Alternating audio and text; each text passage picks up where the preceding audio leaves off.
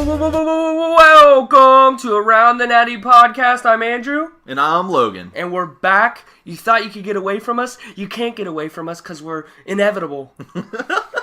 I love the reference to the to the Avengers there, Endgame. Spoilers. Also, just a heads up, mini spoiler alerts could be coming your way, so I don't know. They're not.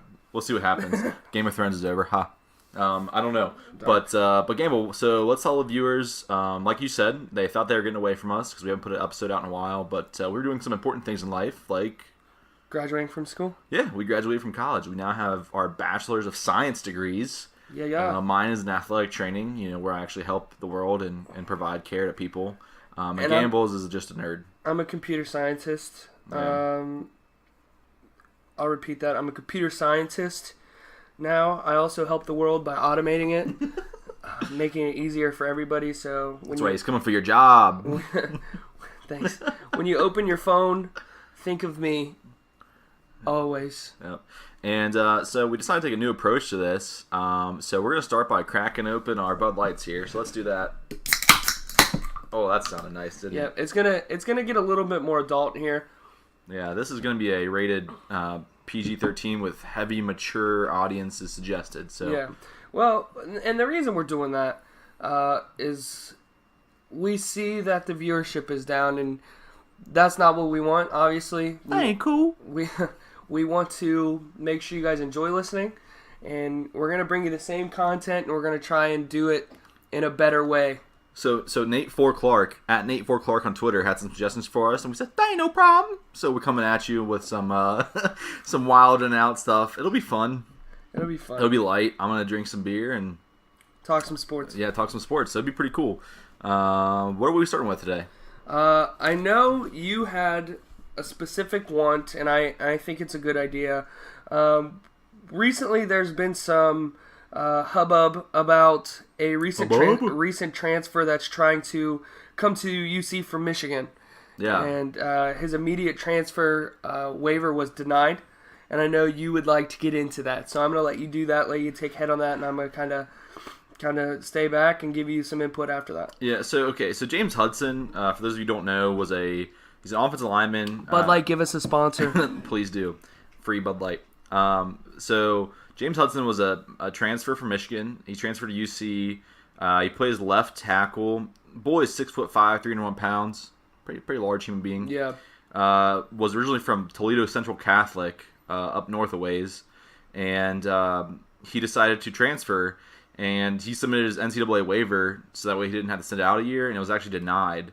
And he tweeted out, "The University of Cincinnati filed a waiver for me to be immediately eligible.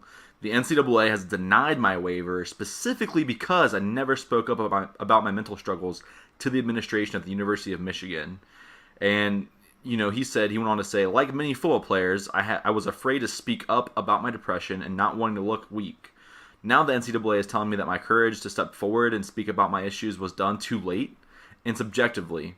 And my circumstances, quote, do not warrant relief," end quote. Which I think that is hilarious.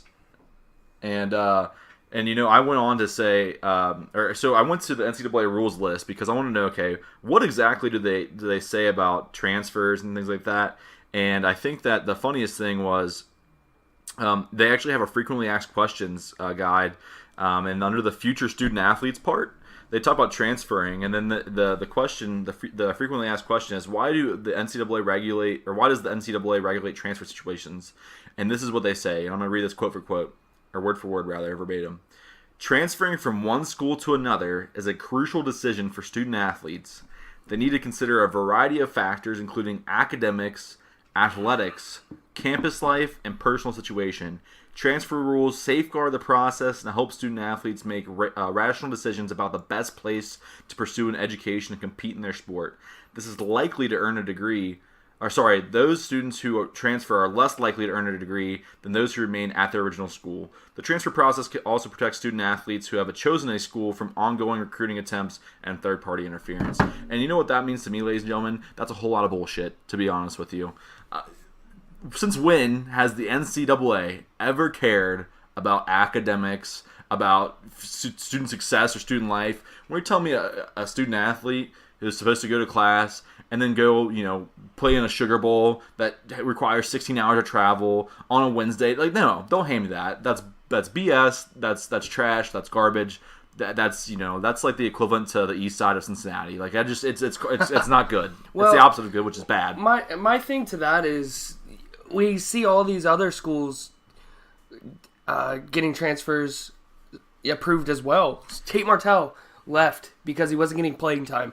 Justin Fields left because he wasn't getting playing time. I'm a big OSU fan, and I still think he got it no problem. Well, it's no problem. Ain't no problem. You know what's effed about that is I think that those guys do what they did. They fucking lawyered up. Sorry, they lawyered up. And the NCAA doesn't want to have anything to do with that. And so, because of that, they decided, yeah, we're going to let them transfer. That's what happened. And if you look at like Joe Goodberry or anyone else in the Atlantic, they cite that too. I mean, and also I think when you look at the position that usually gets preferential treatment there, quarterback. Mm-hmm. Offensive lineman, not very sexy, doesn't get that kind of that kind of attention. And you know what? Like you said, those were because they didn't start. Right. Or they weren't getting the playing time that they wanted. Yeah. Well, he's coming to UC. UC's not even on the same playing field as Michigan. You know what I mean? I think a second string at Michigan could start at UC. Can we agree on that? In the right situation? Come on, dude. I hate Michigan, and that's an agreeable statement. Don't start. On the offensive line, I'll agree with you. I'll agree with you about the offensive line. What position wouldn't you agree with me? Well, I would just say that, yes, the level of talent that comes from Michigan is probably better, but let's be honest. No. Name a position for me. Name a position that... I like our quarterback room better than their quarterback room right now. That's the one position that's what you asked me to do. You asked me to name one position, and I did. Name another one. Or running back room. I'll take all the running backs ever. Name a Michigan running back. Jacob Evans? Or Chris Evans? What's their... Oh... I don't know either. I'm not. I don't know either. I'm not hurt that I don't know a Michigan running back. But yeah, I think generally, let's start there. I think generally the talent level in Michigan's higher than the talent level at UC. Now, I'm biased and say I think that UC's better. UC is better. Okay, but yeah, UC's better than that school up north too. And I ain't talking about fucking Michigan. Okay. But yeah, I mean, it sucks. It's sad. I hope that he gets it all straightened out.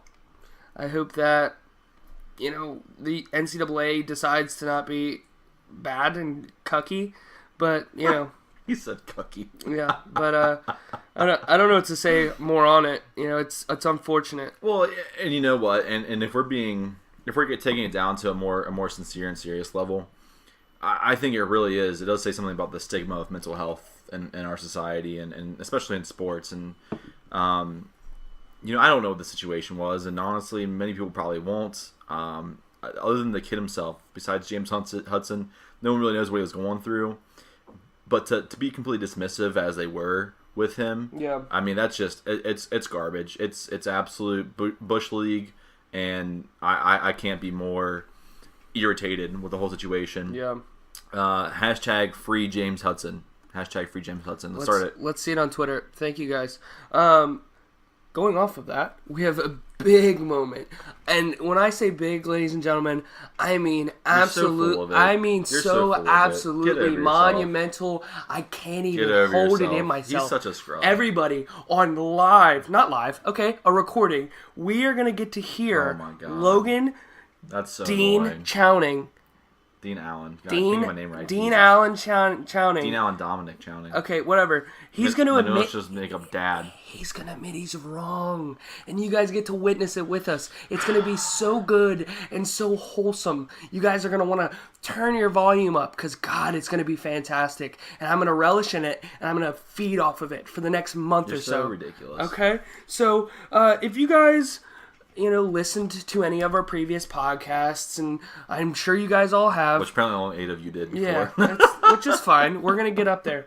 But if you guys have, you'll remember on a specific podcast, I can't name it, but on a specific podcast a couple episodes ago. It's not very memorable, that's why you can't name it. Logan had the quote, and I'm gonna be Logan for this one because he'll twist it to where it doesn't sound as bad. Stop. There was a question that said, "How do you feel about the Reds pitching staff?" And he, with a chuckle and a grin, he says, "Oh, I think the Reds are gonna have to score 12 runs to win any games." But ladies and gentlemen, the Reds are the second best pitching staff in the National League, and they're the third best pitching staff in the major leagues. So let's just say Logan was wrong, and I'm gonna let Logan take it away and tell you how he was wrong. Okay. Go ahead, Logan. So first of all, I do want to also say, in that very same breath, I stated, I hope that I'm wrong. Okay, and I will be the first to admit if I'm wrong, and I will be happier than anyone else. Which you were, yeah. And I'll be happier than anyone else if I was wrong, to admit and say out loud that I was not correct. And yes, the pitching staff has been surprisingly fantastic. Yeah. Up and down, surprisingly fantastic. Bullpen's been great as well. I can't really complain. I mean, Tanner Roark, even, who I was really skeptical about, has been great. He's gritty, man. We don't know. Wood apparently can't figure out his elbow from his asshole because he can't. I mean, it's his back. Right, whatever. And, because the kid can't get on the field, and that's fine. But what else I was wrong about, though, was I really thought this offense was going to be fantastic. I think everybody thought the offense was going to be fantastic. And I don't know, now that I sit down and think about it and taking my fandom out of it, I don't know why. Because you have an aging and declining Joey Votto. You didn't have Scooter Gennett in the lineup. Yasiel Puig has always been a person who is a model of inconsistency. You had Matt Kemp, who is so decrepit, and he didn't want to be here, that he couldn't barely make it past the first month of the season. Matt Kemp. You had Gino, who came off a couple of great years, but there's no indication of long-term sustained success. Jose Peraza has been largely inconsistent. Jesse Winker, you've only seen flashes of him before he got injured last year. There's a lot of reason to be skeptical, I guess, of this offense, and so I don't know why I got so excited about it. I really thought it was gonna be great. And then I even kind of lied to myself and continued to talk myself into, we'll turn around, we'll get hot.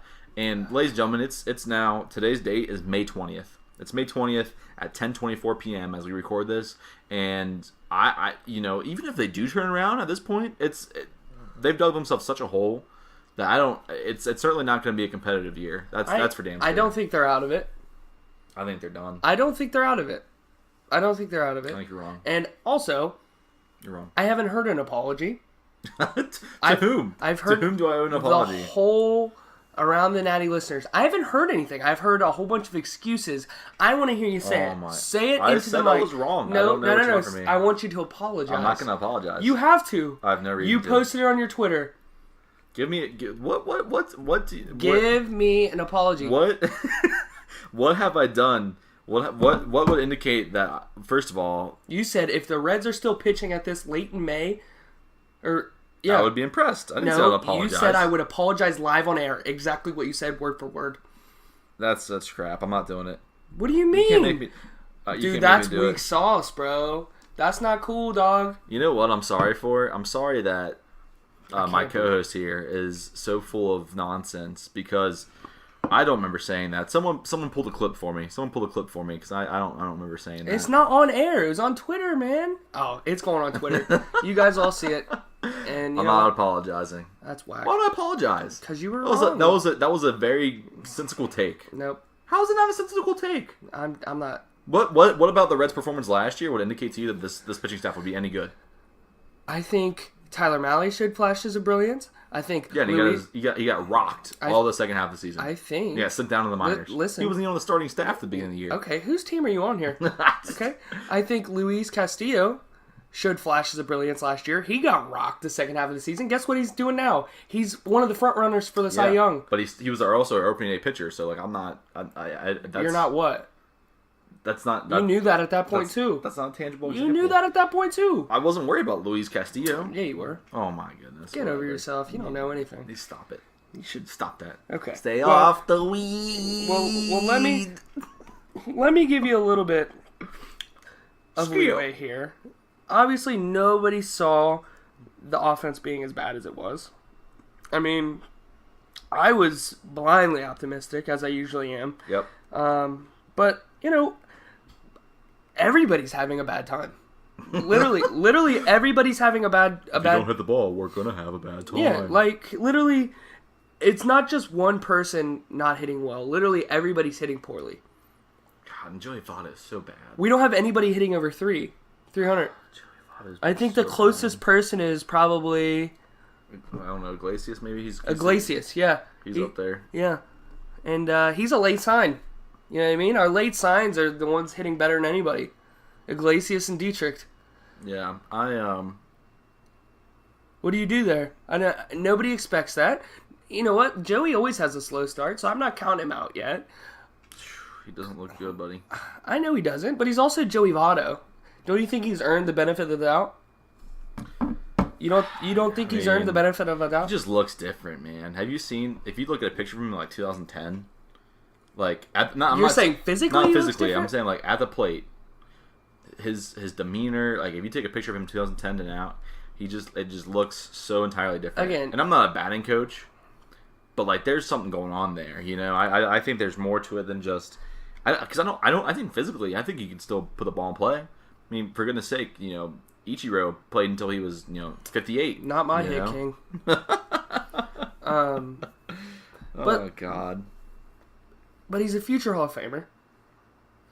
Don't you think he has earned any sort of leeway to give him a chance? I hope. Listen, I'm hoping you're quick to jump off. I'm not. You are. I'm not. We're 2 months into the season. It's half of a season. Bud. I can't name a bad season Joey Votto's had. I can't name one. No, last year wasn't great. He went to the All-Star game. What are you talking about? I'm telling you, by Joey Votto standards, last year was not great. In what world? He went to the All-Star game. Then everybody else... He was an alternate. He wasn't even What does it matter? You're in the All-Star game. He wasn't even selected to the All-Star game. He was there because of injury. Oh, I'm just saying. But to go back to it, first of all, I think the first thing that we need to do, though, in terms of more immediate success, is we need our guy... We're talking about metrics, right? David Bell's supposed to be a big metric guy. Everyone wants a metric guy. I hate a metric guy. I don't know about you guys, but the way the MLB's shaping up, I don't really like it. I'm kind of a traditional guy in that sense. I don't particularly like the shift, and I get that it works technically more times than it doesn't work. But I have had enough of it so far. I miss letting these baseball players go out there and make plays. I miss watching Brandon Phillips make a play that he shouldn't have made, and I feel like the Reds have been burnt on it more than they've had success with it. Well, and you know what? If we're going to talk about advanced metrics, then let's do it correctly. Because let's look at WAR, right? So we're talking about Gino, 1.4, should be out there every day, which he is for the most part. Jose Iglesias, 1.3, second highest WAR on the team. Tied for him for second on the WAR team, Derek Dietrich, 1.3. Yeah. Why are they not playing every single day? I don't know. Every single day. You know who's getting playing time? So first of all, let's look at. Hold on. Let's see. Peraza, Jose Peraza. You know what his WAR is? What? 0. 0 is his WAR. Oh, you think that's hilarious? You want to know what? Kyle Farmer is actually higher, but it's just ridiculous. I just can't handle it. And also, okay, the people who are calling for Tucker Barnhart to be set down for Kirk Casale, stop it. He's a Gold Glove winner. You should be ashamed of yourselves. Get off yourself, you sickos. Plus, Tucker is hitting well. Yeah, he's doing fine. He's doing all right. He's got Sean Casey syndrome, where he gets on base a bunch, but he's not putting the ball over the wall all the time. I mean, he's only hitting 170 right now. He's struggling a little bit, but whatever. He's only hitting 170? Yeah. Really? Yep. That's a deceptive 170. You know what I mean? Agree. I feel like I agree. I guess it's clutch hits that are turning me on, but I don't know. Yeah. You know, surprisingly, okay, if I told you to name in order the top 3 home run hitters on this team, who are they? Number 1 is who? Winker. Nope. Don't tell me. Winker's Gino. Yep. Who's number 2? Winker. Nope. Dietrich. Yep. Who's number 3? Winker. Yep. Okay. Could you tell me the next closest person? Yes. Give me a second. Next closest person. I'm trying to think here. Iglesias. No, it's not. It's not as surprising as you might think it is. Is it Joey? No. He's got like 4. He has 4. Iglesias has less than him. Actually, he only has 3. Dang! Don't tell me. I want to think this through. You at home, tweet it out. Come on. Puig? Yeah, still Puig. Okay. He was 7. Yeah. He has 7? He has 7. They're very scattered. He has 7. I Yeah. thought he'd be hitting by like 19 by now. You know how many home runs Kurt Casale has? 2. 0. 0. Fucking Tucker Barnhart haters out here. Well, let's be fair here. Crisali's seeing a lot less games than Tucker is. Yeah, that's fine, but he's still only hitting what? 2. Oh, Here's the thing. 281. Never mind. You're very aggressive, and we got to remember they're all on our team, Yeah, I understand. and I love them all. What's up with bringing Van Meter up for 2 games? That was heinous. Okay. And here's You know what's funny is I tweeted out, said we need to bring Van Meter up. You were about it. Yeah, you were like, what the heck? That would end up being a really bad look for us. Speaking of bringing people up and down and all this, you know what I feel bad for? Is that Cody Reed. Cody Reed? Poor guy. Cody Reed's not good. He's having a great year. Cody Reed's not fantastic. Okay. He is having a better year, but he's Dude, not good. listen. He's had the 2 games he's played in, he's pitched really well. Yeah. Okay? And he goes out and he pitches really well, and then it's like next day, Cody Reed's been sent down. You're like, oh, poor guy. He's played in 2 games. Did you see on Twitter? He tweeted out. He said, "Hey, I got the day off. Anyone want to play Fortnite?" Yeah. Oh man, I'm like, dang. And then he's better than Zach Duke. Okay, my left toe is better than Zach Duke, so. Okay. But like, well, I don't know, man. And back on the metrics thing, and we were talking about this yesterday when they're playing the Dodgers, and they had 2 people on first, second. They're down by 2 at this point, and we're sitting there, and Lorenzen's pitching, and we're like, oh, good, Lorenzen's, he's got 2 outs, he gets the 2 people out, he's looking good. And then they're like, they go out, David Bell goes out, and he puts Wandy in. First pitch, Wandy gives up a home run straight center to Bellinger, and it's like the most frustrating, absolutely frustrating thing on the planet is when they're trusting they're trusting numbers over baseball intuition, which I think is one of a rare thing to have a good baseball intuition, and I don't see anybody using it anymore. When they go to take out a pitcher now, it's after the 3rd time they've seen the pitcher. They're shifting every time, and I can't tell you how many times a team, if you got a good bunter, I don't know why they're not on base every time. If you have somebody who can bunt, and they're shifting like that, if you know how to put down a bunt, do it every time. Do it every that's time. The thing most major league players can't put down Which is the most insane That's thing heinous. I've ever heard in my life. It's unbelievable. Oh Yeah. my gosh. But I hate it. I hate it, and I don't think anybody likes it. Yeah. And it's really frustrating to watch. Well, and you know what I'll tell you though about that is, so I hear every day. I listen to Mo Egger on ESPN 1530. I listen to Lance McAllister on 700 WLW, and they get calls in all the time. Yeah. Talking about how I hate David Bell using the metrics, blah blah blah. I'm from the West Side. And, I've never spent more than 10 cents on soap before, and But my thing is like who? Okay, you know what? Fire David Bell. You know who you're gonna get? Another version of David Bell. Yeah, that's the MLB. I mean, that's the MLB now. Yeah, and it sucks. And you can hate it all you want, and that's fine. And that's fine. And that's fine. You can, but you're not going to hire and replace him with someone who's not going to do that. # bring back Dusty Baker. Yeah, I love DB. I love DB a lot. Yeah, I can't. I don't know. I don't know.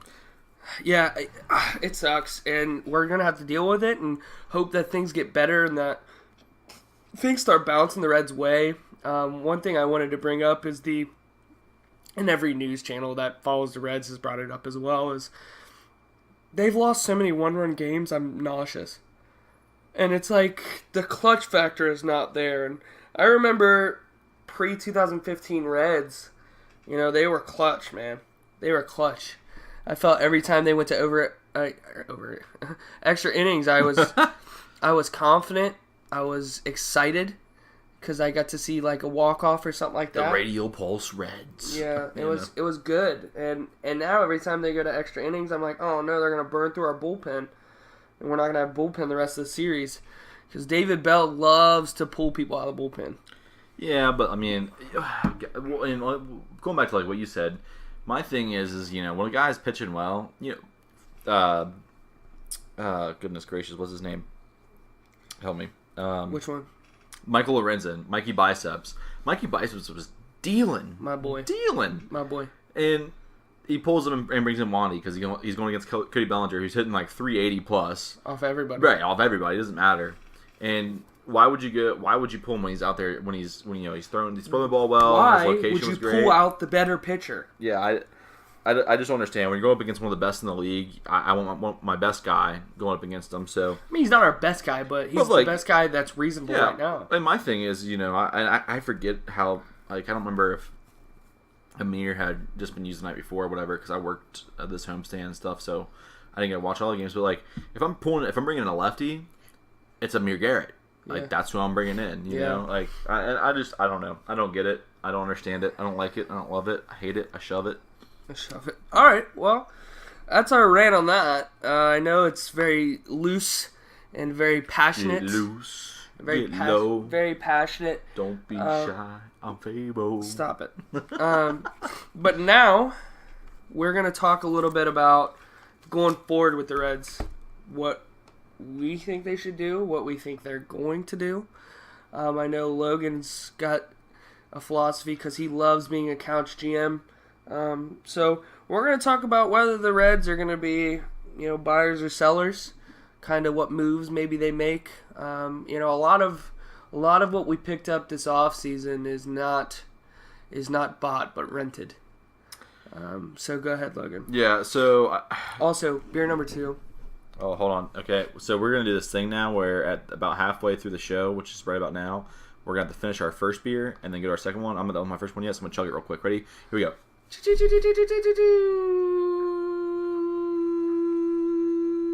Boom. It's so cold.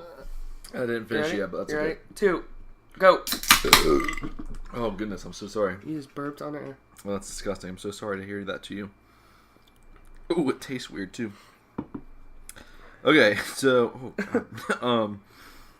okay, so here's the thing. We need to understand. You listeners out there need to understand. We are not buyers this year. We're just not. Every year. And I think that. Pardon me. I think that we are building something special right now. And if you look at our minor leagues, it reflects that. But I think, a lot of these faces, you're not going to see last year. I think in one of the previous episodes I even said, be prepared to move on from these people because they're not going to be here for a long time. Yeah. So people on the one-year deals include Tanner Roark, Scooter Gennett, Yasiel Puig, Alex Wood, Jose Peraza. Who else? Let's see here.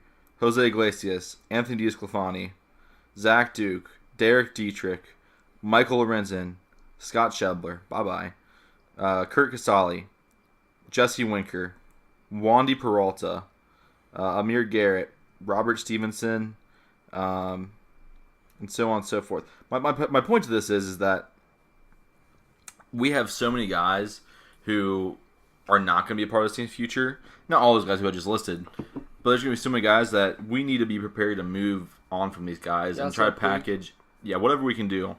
I'm a big proponent of packaging a Puig, an Alex Wood, a Tanner Roark, whatever we got to do to move on. And let's see if we can't capture some magic and some young guys coming up. Because, as much as at Nate Ford Clark would like to think that the Reds were going to win in 2019, the World Series, which he has pinned to his Twitter. We're still going to do it. As much as you'd like to believe that. I believe it. We're still Love you, Nate. We're going to do it. And we're still about 2 to 3 years away from winning. So my thing is that we've got young guys in the system that are coming up. Our outfield's gonna be set. We'll have Trammell, we'll have Winker, we'll have Senzel. Let me ask you this question. Okay. Out of that list you just read, right? Okay. Who do you think's here next year? I think Mikey Biceps is here. Yep. I think Disco's here. I think they get Disco at a discount. Yep. Would you like that? The Disco discount, like it.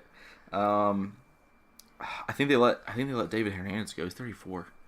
I think they freaking good though. Man. I think they move on from David Hernandez. What about Jared Hughes? I think you try to move Jared Hughes. I think you get good value for Jared Hughes. Bro, where's our bullpen? Bro, what? I'm telling you, by the time we're ready to win, these guys are gonna be gone. Oh. Jared Hughes is 33, David Hernandez is 34. I say they're gone. Okay, now obviously we signed Jesse Winker, correct? You think that, right? Please tell me you think that. Oh, Jesse Winker, yeah, for sure. Okay. Sorry, yeah, for sure. Listen to me when I'm talking to you. For sure, I'm sorry. What is this show if you're not listening? I don't like listening to you. It's me talking. That's why we want viewers to listen to you. Who else? I think that Amir Garrett's here. Yep. Oh God, please. Robert Stevenson's looked really good, and and this was a make it or break a year for him. I think he's making it. Stud. Absolute stud. I don't know what Johnson's done to him.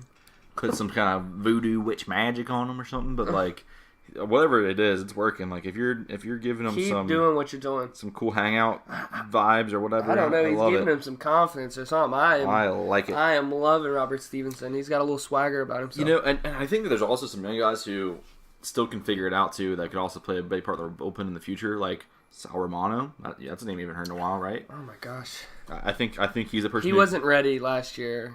And he just got up and got his brains knocked in every game. But he came in. But my thing is, he's proving to be versatile. He came out of the bullpen towards the end of the season. I think that he's only 25? Yeah. Yeah, he's only 25. I mean, the kid's got time. Cody Reed, 26. Kid's got time. Obviously, we have Luis Castillo, 26. He'll be here and be ready. He'll be here, sir. Philip Irvin is another name. He's 26. I am so he is one player. I am confused. How so? I am confusion. America, explain. Yeah, Reds, explain. Like he's one of those boys who just slugged it in the spring training, and he ain't got no love, man. He has not gotten any love this season. And every time he has, he comes in and he gets hits. 2 crowd of an outfield, man. Who? Well, at the start of the season, it was Schebler, it was Kemp, Kemp's it was gone. Puig. Yeah. Keep him up. Well, then you bring up Van Meter instead of Philip Irvin. I don't know why. Well, when they optioned Cody Reed back down, they brought up Irvin though, so he's here. Irvin's better. He's more ripe. I'll say that. Let him hit in our ballpark too, man. Yeah, the kid can crank. Yeah, have you seen his legs? Dude, he's walking around with 2 stumps. Kid can crank, man. Yeah, he's a good ball player. But yeah, I don't know. See, I just think, and Sonny Gray's going to be here. Sonny Gray's got to figure it out, dude. What? Sonny Gray's got to figure it out. You're not liking the Sonny Gray? He's got to figure something. What are you talking about? He's not playing bad, but he's not pitching far. He's not pitching much better than Disco. Disco's not doing well. Their ERA is 0.3 different. I'm just saying. I think Disco lets it go in bunches. That's my thing is, did you not watch Disco get matted? Oh, he did. He got absolutely matted by the Dodgers. Like, just destroyed. What did he give up, like 5 home runs? Dude, but their stat line's almost identical. Let me read it to you. Like, aside from the win-loss. No, I understand that. And I think the big thing is Disco gives it up in bunches, which is not conducive. And I think Sonny Gray's more of a consistent kind of, he'll give you. I think if you give up 2 runs is fine. See, you say he's giving up in bunches, but like so their WHIP, which would be an indicator of that. Disco's is 1.24, his is 1.18. Wait, what was it? So Disco's is slightly higher. It's 1.24, and Gray's is 1.18. I don't think. I just don't know, man. I'm just saying. I've been pleasantly surprised. His strikeouts per 9 innings, Disco's at 10, Sonny Gray's at 9.8. I don't think strikeouts are conducive to. I mean, whatever. that's how the game's played though. If you can strike people out. Now here's the difference though. Here's the difference. Sonny Gray is a ground ball pitcher, and Disco's not. Yeah. And so Disco's giving up 10 and did 10 home runs, and Sonny's only giving 4 dingers. Yeah. So that's how you win ball. Sonny is built for our ballpark, and I think that's why he's the only pitcher we signed for a long-term deal. But Tyler Malley, I mean, he's a pop-up pitcher too. I mean, he's given up 7. Like, I don't know, man. I think that I can't do this. I can't. And so what I was saying is that I really just think that the ground ball versus the pop fly pitcher doesn't. I don't know that it's that big of a deal. I understand that.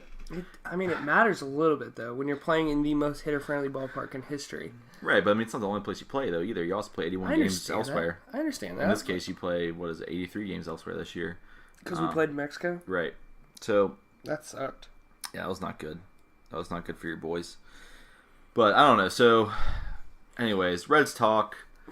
We can talk into the ground. I don't know. What are we? What you think we're buyers? Is that what you're saying? I'm not saying we're buyers, but I think we retain more than you think we do. Honestly, I think. Who do you think we keep?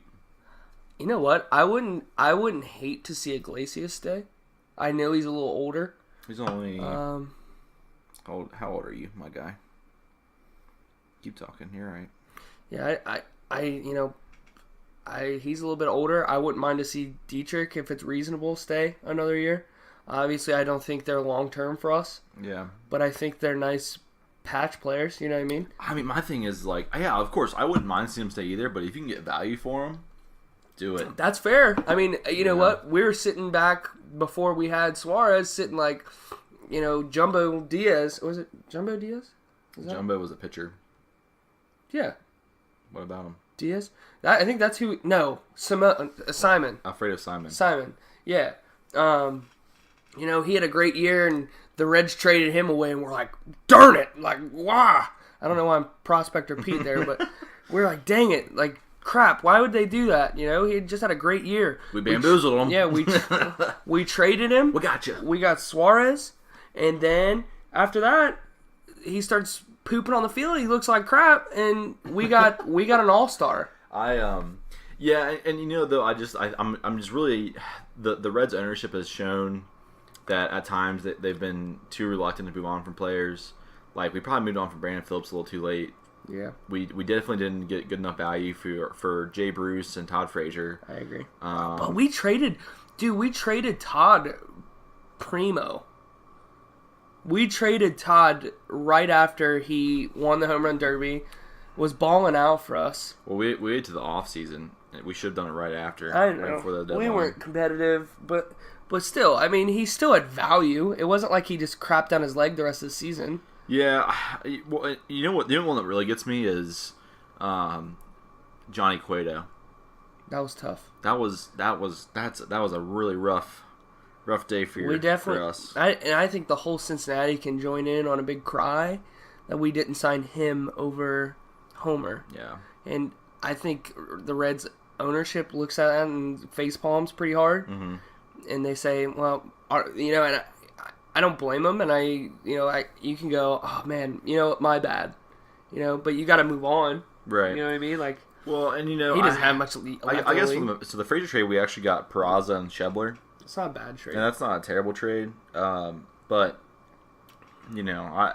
I don't know. I just feel like, and like the Johnny Cueto, we got Finnegan was like the big name in that trade. Oh, that sucks. And he's not done anything for us. He has done something for us, but it's all been negative stuff. He's been I don't have any hope. I'm a hopeful Cincinnati guy, and every time he gets on the field, I feel sadness. You saw a big improvement from people like Stevenson, Castillo, Malley. Romano even, and he just does not get it. I don't know. I don't know what it is. I don't know how he feels about it. I don't know. I don't know. I mean, and Cody Reed. I mean, he's still cooking. I am hopeful on Cody Reed, and like I said, he's had a rough season as far as being moved up and down, but he has pitched well this year.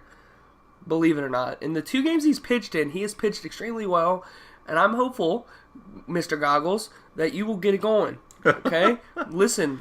Strap up, boy. You turn this on. You turn this podcast on when you're about to go on the field, whether it's AAA or the major leagues. You listen to this. You will make it. You are strong, and you are a good pitcher. Oh my god! You listen to me, and you get there. But I think. Let's end the Reds talk there. I think that's good. probably good there. Let's I'm go hopeful. On. My proposition still stands, and you better pin this to your calendars. He said the Reds are gonna make the playoffs. Reds are gonna make the playoffs. We'll see. They're gonna make a late run, and you better look out. Okay, moving on. And maybe one day his "Don't let these red legs get hot" will actually come to fruition. If you follow my Twitter, you get some really great live tweeting of Reds games. Oh god. Okay, so follow me. It's Girly Hummin. So it's at GIRLIEHUMMIN. What does that mean? It's a long story. Best not to get into it. But if you want some good Reds tweets, What does it all mean, Basil? You want some good Reds takes from a guy who loves the Reds, and you want to follow along, you want to tweet at me, please do. I would love to disprove you or agree with you. Let's get it. But we also have some user submitted topics that they wanted us to talk about. Again, this is Nate Clark, Nate Clark. At Nate for Clark. Okay. He submitted some things that he'd like us to talk about, and we're going to go ahead and hop right into those, and that'll probably be it for the show, but we're going to get some good conversation out of these. So the first one. Recently, there was an interview with Sam Hubbard, who is a Cincinnati boy, went to Moeller, played safety at Moeller, went to Ohio State. Started as a linebacker. Started as a linebacker, moved to DN. Big Cincinnati guy. He's always been a Cincinnati guy. But he says, and I quote, the energy with the Bengals currently feels a lot like the OSU's culture right now. God. And I'm going to start this off because Logan's a big OSU hater. And I know a lot of our listeners like OSU. And I think it's valid to like OSU. Why. There's a lot of success there, and Don't know why. They're a great program with a storied history and a bunch of great players.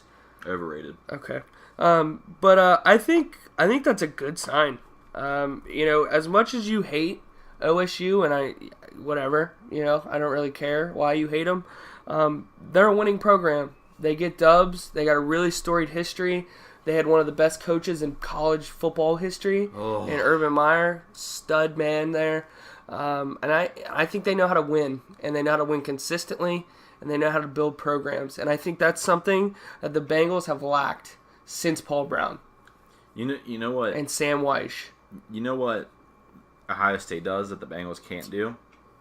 Out-talent everyone.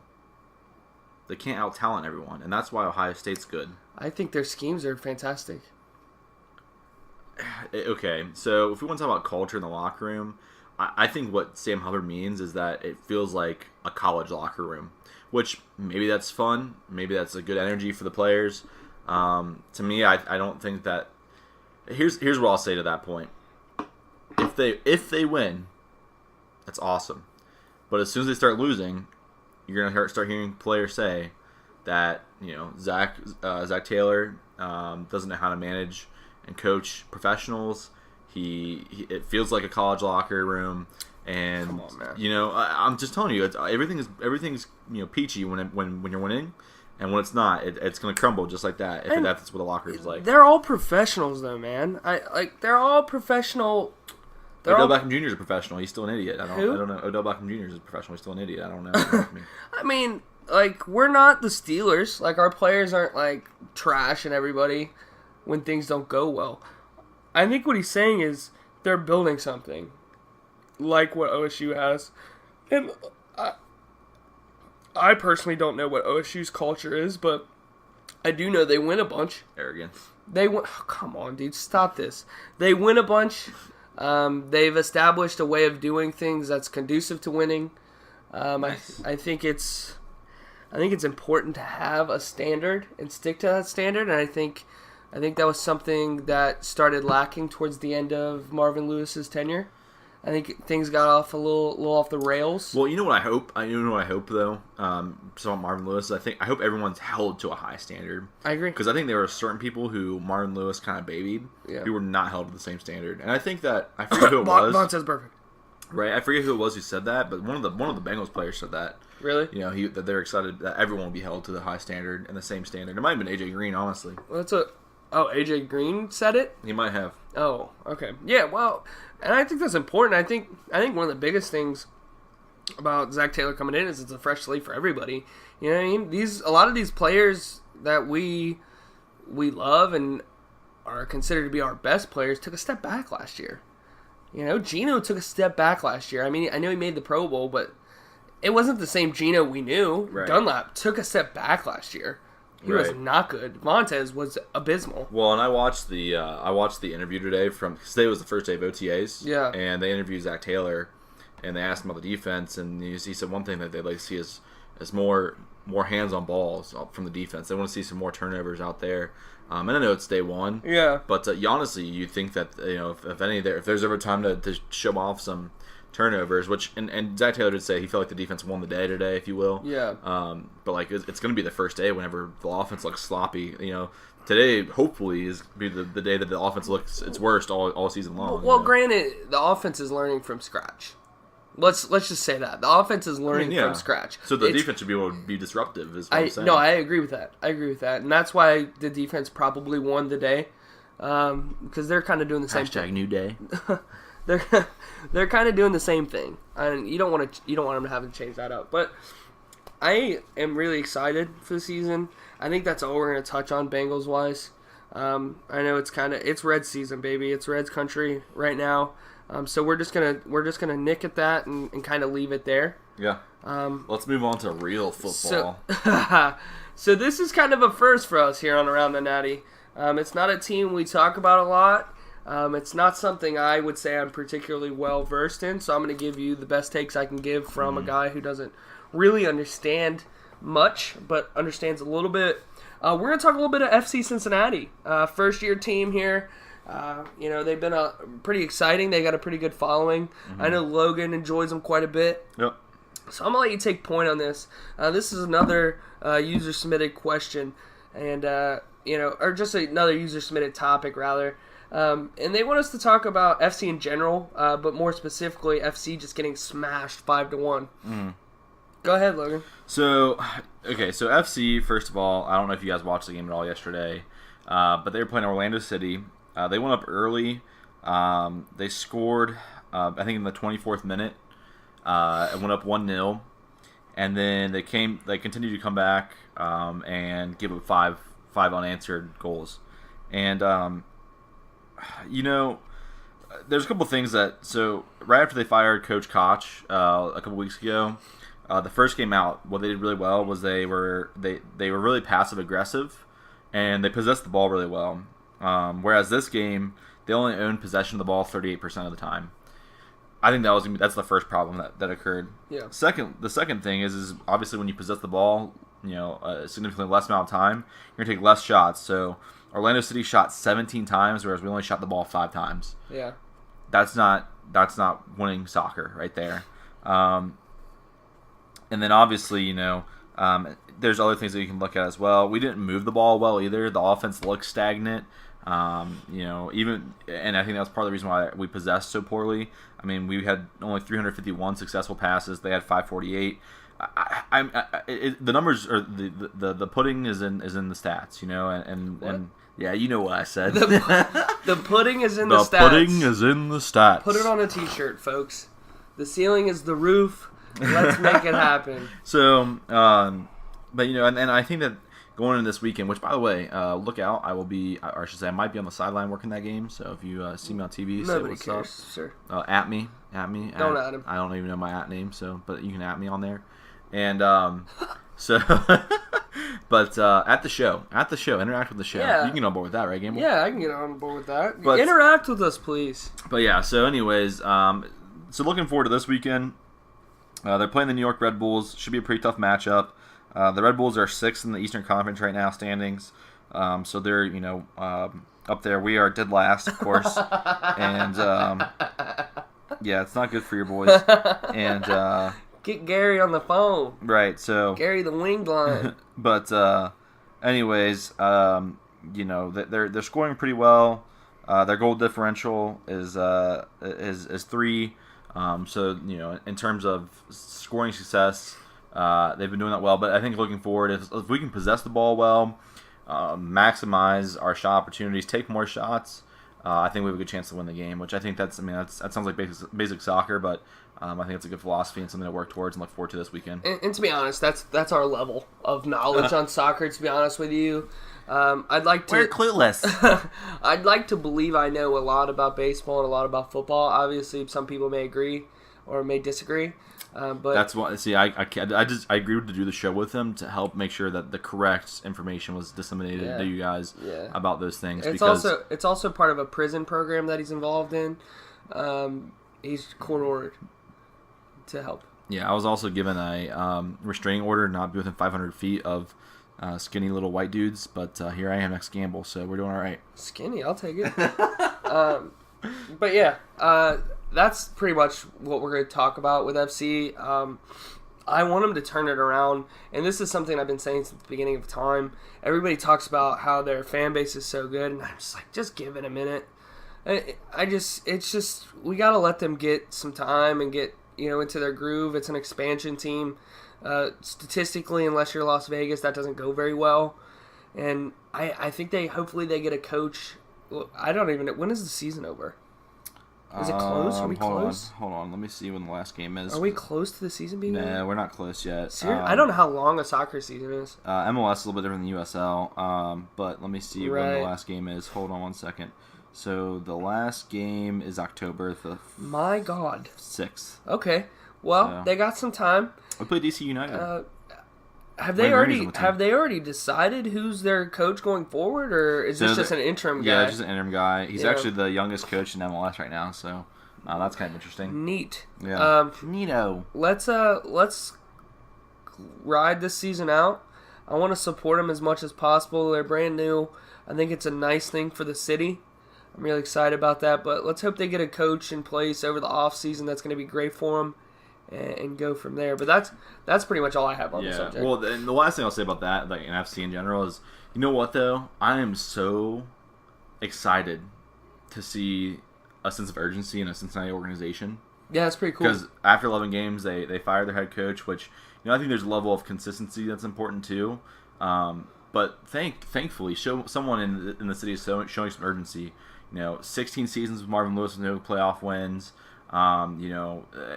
Giving Brian Price and Dusty Baker as long as they did with no playoff wins, and for Brian Price, I think he got set up pretty poorly, but with almost no success in the regular season either. He had a bad rap, but you know what I mean. But I'm just glad to see some urgency, and hopefully that continues to show also in our free agent market, and as we go out and we attack some players, get some talent. Because that's one thing that Koch did say is that he was like, how am I supposed to win with this level of talent that I have?